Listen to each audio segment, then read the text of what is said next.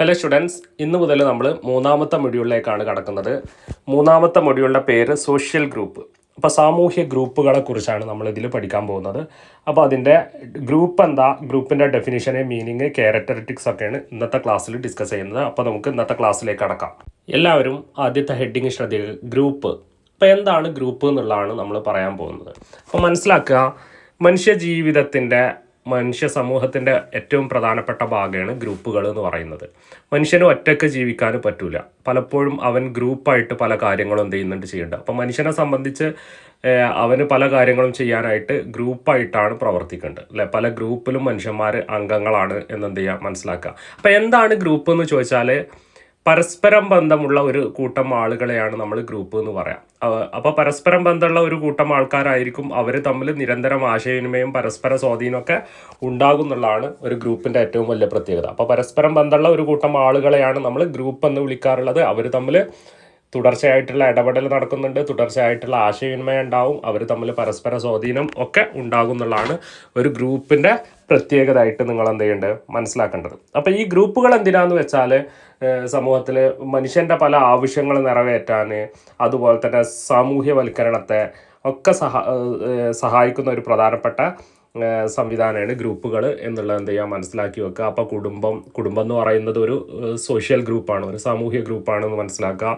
സമപ്രായക്കാർ, peer group, നമ്മളെ സുഹൃത്തുക്കളുടെ കൂട്ടം, അതെന്താണ്, അതും ഒരു സോഷ്യൽ ഗ്രൂപ്പാണ് എന്നെന്ത് ചെയ്യുക, മനസ്സിലാക്കുക. അപ്പോൾ ഗ്രൂപ്പുകൾ പല ടൈപ്പ് നമ്മളെ സമൂഹത്തിൽ ഉണ്ട് എന്നെന്ത് ചെയ്യുക, ഓർത്ത് വെക്കുക. അപ്പോൾ ഈ ഗ്രൂപ്പുകൾ ഒരു വ്യക്തിയിൽ നല്ല രീതിയിൽ സ്വാധീനം ചെലുത്താം, അല്ലെങ്കിൽ വളരെ മോശം രീതിയിലായിട്ടും സ്വാധീനം ചെലുത്താൻ സാധ്യത ഉണ്ട് എന്നുള്ളതും കൂടി നിങ്ങൾ എന്ത് ചെയ്യുക, ഇവിടെ പ്രത്യേകം ഓർത്ത് വെച്ചാൽ മതി. ക്ലിയർ അല്ലേ? എല്ലാവരും അടുത്ത ഹെഡിങ് ശ്രദ്ധിക്കുക, definition and meaning of group. അപ്പോൾ ഗ്രൂപ്പിൻ്റെ നിർവചനവും ഗ്രൂപ്പിൻ്റെ അർത്ഥവുമാണ് നമ്മൾ ഇനി പഠിക്കാൻ പോകുന്നത്. അപ്പോൾ ഒരു ഗ്രൂപ്പ് എന്ന് പറഞ്ഞാൽ രണ്ടോ അതിലധികമോ വ്യക്തികൾ പൊതുവായ ലക്ഷ്യത്തോടെ പരസ്പരം ഇടപഴകുകയും സ്വാധീനിക്കുകയും ചെയ്യുന്ന ഒരു സോഷ്യൽ യൂണിറ്റാണ് ഗ്രൂപ്പ് എന്ന് എന്ത് ചെയ്യുക, മനസ്സിലാക്കുക. അപ്പോൾ ഒരു ഗ്രൂപ്പ് എന്ന് പറഞ്ഞാൽ രണ്ടോ അതിലധികമോ ആളുകൾ പരസ്പര ഇടപെടുകയും അവർ പൊതുവായ ഒരു ലക്ഷ്യത്തിന് വേണ്ടി പരിശ്രമിക്കുകയും ചെയ്യുകയാണെങ്കിൽ അതിനെയാണ് നമ്മളൊരു ഗ്രൂപ്പ് എന്ന് വിളിക്കുക. മനസ്സിലായോ? അപ്പോൾ ഒരു ഗ്രൂപ്പിൻ്റെ പ്രത്യേകത, അതിൽ രണ്ടിൽ കൂടുതൽ ആൾക്കാരുണ്ടാവും, അവർ തമ്മിൽ പരസ്പരം നിരന്തരം ഇടപെടുന്നുണ്ടാവും, അവർക്ക് പൊതുവായിട്ടുള്ള ഒരു ലക്ഷ്യം ഉണ്ടാവും. അപ്പോൾ അങ്ങനെയുള്ള ഒരു കൂട്ടം ആളുകളെയാണ് നമ്മൾ എന്തെന്ന് പറയാം, ഗ്രൂപ്പ് എന്ന് വിളിക്കുക. അപ്പോൾ പരസ്പരം ബന്ധമുള്ള ഒരു കൂട്ടം ആളുകളാണ് എന്ത്, ഗ്രൂപ്പ്. അവർക്ക് പൊതുവായിട്ടുള്ള ഒരു ലക്ഷ്യം ഉണ്ടായിരിക്കും എന്നുള്ളതും കൂടി പ്രത്യേകം എന്ത് ചെയ്യുക, ഓർത്തു വെക്കുക. ഉദാഹരണം പറയുകയാണെങ്കിൽ സുഹൃത്തുക്കളുടെ കൂട്ടം അല്ലേ, ഒരു കമ്മിറ്റി, അല്ലെങ്കിൽ ഒരുമിച്ച് കളിക്കുന്ന കുട്ടികൾ, ഇതൊക്കെ എന്താണ്, ഗ്രൂപ്പിന് എക്സാമ്പിളാണ്. എന്നാൽ എല്ലാ ജനക്കൂട്ടത്തെയും നമുക്ക് ഗ്രൂപ്പ് എന്ന് വിളിക്കാൻ പറ്റുമോ? ഒരിക്കലും പറ്റൂല. ഇപ്പോൾ റെയിൽവേ സ്റ്റേഷനിൽ കൂടി നിൽക്കുന്ന ജനക്കൂട്ടത്തെ, അല്ലെങ്കിൽ വിമാനത്താവളത്തിൽ കൂടി നിൽക്കുന്ന ജനക്കൂട്ടത്തെ, അവരൊന്നും പരസ്പരം ബന്ധമില്ലാത്ത ആൾക്കാരാണ്. അതുകൊണ്ട് തന്നെ നമുക്ക് അങ്ങനത്തെ ജനക്കൂട്ടത്തെ നമ്മൾ വിളിക്കുക അഗ്രഗേറ്റ്, സഞ്ചയം എന്നാണ് വിളിക്കുക. മനസ്സിലായോ?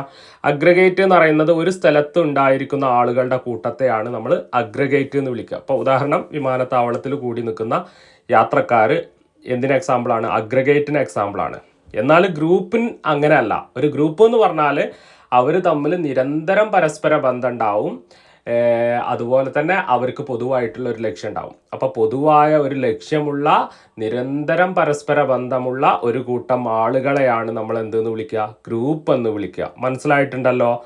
അപ്പോൾ സുഹൃത്തുക്കൾ, പ്രത്യേകിച്ച് സമപ്രായക്കാരെന്താണ്, ഒരു ഗ്രൂപ്പാണ് എന്ന് മനസ്സിലാക്കി വെക്കുക. അപ്പോൾ നമ്മൾ ഈ പറഞ്ഞ ഡെഫിനിഷന് നമുക്ക് മനസ്സിലാകുന്ന 3 പ്രധാനപ്പെട്ട പോയിന്റ് ഉണ്ട്. അതെന്തൊക്കെയാണ്?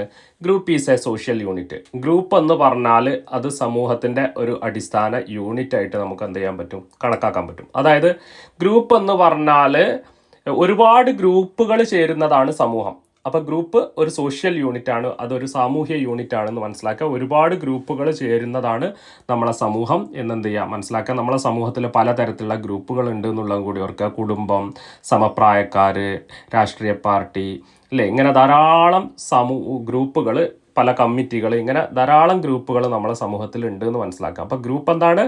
ഒരു സോഷ്യൽ യൂണിറ്റാണ്, ഒരുപാട് ഗ്രൂപ്പുകൾ ചേരുന്നതാണ് നമ്മളെ സമൂഹം അല്ലേ. സമൂഹത്തിൽ ഒരുപാട് ഗ്രൂപ്പുകളുണ്ട് എന്നുള്ളത് ഓർത്താൽ മതി, ഗ്രൂപ്പ് ഒരു സോഷ്യൽ യൂണിറ്റ് ആണെന്ന് പറയുമ്പോൾ. ഓക്കെ, ഇനി രണ്ടാമത്തെ പോയിന്റ് എന്താണ് ഇന്ന് നമ്മൾ മനസ്സിലായത്?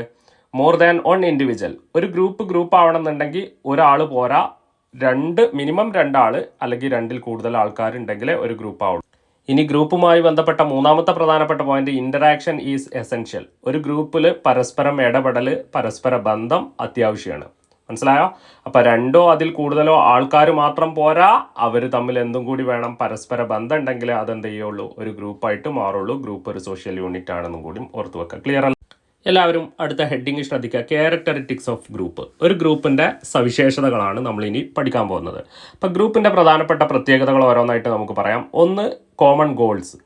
ഏതൊരു ഗ്രൂപ്പിനും പൊതുവായിട്ടുള്ള ഒരു ലക്ഷ്യം ഉണ്ടാവും, അല്ലേ? അപ്പോൾ അതായത് പൊതുവായ ഒരു ലക്ഷ്യം നേടാനായിട്ട് 2-ഓ അതിലധികമോ വ്യക്തികൾ ഒരുമിച്ച് പ്രവർത്തിക്കുമ്പോഴാണ് ഒരു ഗ്രൂപ്പ് ഉണ്ടാവുക. അപ്പോൾ ഏതൊരു ഗ്രൂപ്പിനും എന്തുണ്ടാവും, കോമൺ ഗോൾസ്, പൊതുവായൊരു ലക്ഷ്യം ഉണ്ടാകും എന്നുള്ളത് എന്ത് ചെയ്യുക, മനസ്സിലാക്കി വെക്കുക. ക്ലിയർ അല്ലേ?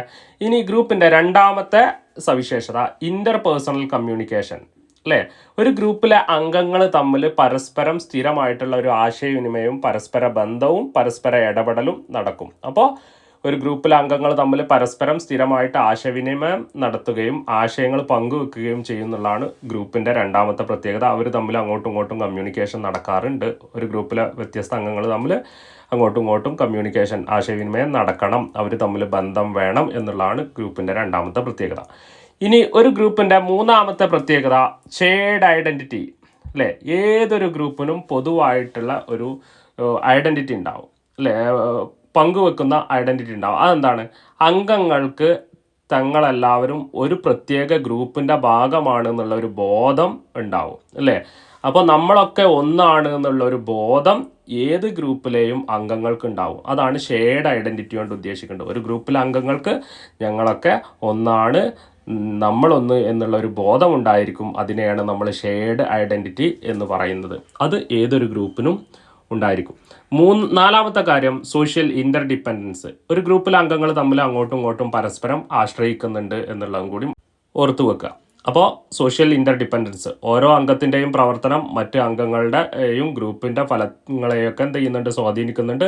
അതുകൊണ്ട് തന്നെ ഇപ്പോൾ ഒറ്റയ്ക്ക് ചെയ്യാൻ പറ്റാത്ത കാര്യങ്ങൾ, ഒറ്റയ്ക്ക് ചെയ്യാൻ പറ്റാത്ത, നേടിയെടുക്കാൻ പറ്റാത്ത ഒരു ലക്ഷ്യം നേടിയെടുക്കാൻ വേണ്ടിയാണ് ഗ്രൂപ്പ് ഉണ്ടാക്കുന്നത്. മനസ്സിലായോ? അപ്പോൾ 2-ഓ അതിലധികമോ ആൾക്കാർ എപ്പോഴും ഒന്നിച്ച് പ്രവർത്തിക്കാൻ കാരണം അവർക്ക് പൊതുവായൊരു ലക്ഷ്യം നേടാൻ വേണ്ടിയാണ്. അപ്പോൾ അവർ തമ്മിൽ പരസ്പരം അങ്ങോട്ടും ഇങ്ങോട്ടും പരസ്പരം ആശ്രയിക്കുന്നുണ്ട്. സോഷ്യൽ ഇൻ്റർ ഡിപ്പെൻഡൻസ് അവിടെ നിലനിൽക്കുന്നുണ്ട് എന്നുള്ളതാണ്, പരസ്പര ആശ്രയത്വം ഉണ്ടാവും എന്നുള്ളതാണ് ഇതിൻ്റെ ഗ്രൂപ്പിൻ്റെ പ്രത്യേകത. ഇനി ഗ്രൂപ്പിൻ്റെ അഞ്ചാമത്തെ പ്രത്യേകത സ്ട്രക്ചറാണ്. ഏതൊരു ഗ്രൂപ്പിനും ഒരു ഘടന ഉണ്ടാവും, അല്ലേ? അതായത് ഒരു ഗ്രൂപ്പിലെ അംഗങ്ങൾക്ക് വ്യത്യസ്ത ചുമതലകൾ, ഡ്യൂട്ടീസും റെസ്പോൺസിബിലിറ്റീസും കൊടുക്കാറുണ്ട്, അല്ലേ? ഇപ്പോൾ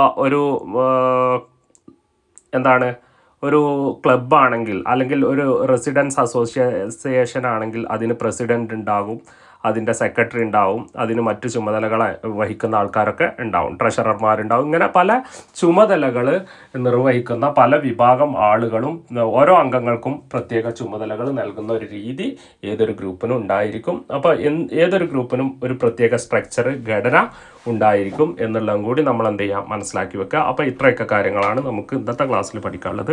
ഇന്ന് നമ്മൾ ഗ്രൂപ്പ് എന്താണെന്നും ഗ്രൂപ്പിൻ്റെ പ്രധാനപ്പെട്ട ഡെഫിനിഷന് പഠിച്ചു. ഗ്രൂപ്പുമായി ബന്ധപ്പെട്ട ഗ്രൂപ്പിൻ്റെ ക്യാരക്ടറിറ്റിക്സും പഠിച്ചു കഴിഞ്ഞു. അടുത്ത ക്ലാസ്സിൽ നമുക്ക് പല ടൈപ്പ് ഗ്രൂപ്പുകൾ പഠിക്കാം. ഇന്നത്തെ ക്ലാസ്സിൽ നമുക്ക് ഇത്രയൊക്കെ കാര്യങ്ങളാണ് പഠിക്കാനുള്ളത്. അടുത്ത ക്ലാസ്സിൽ നമുക്ക് മറ്റൊരു ഭാഗവുമായിട്ട് കാണാം. അതുവരേക്കും നന്ദി, നമസ്കാരം.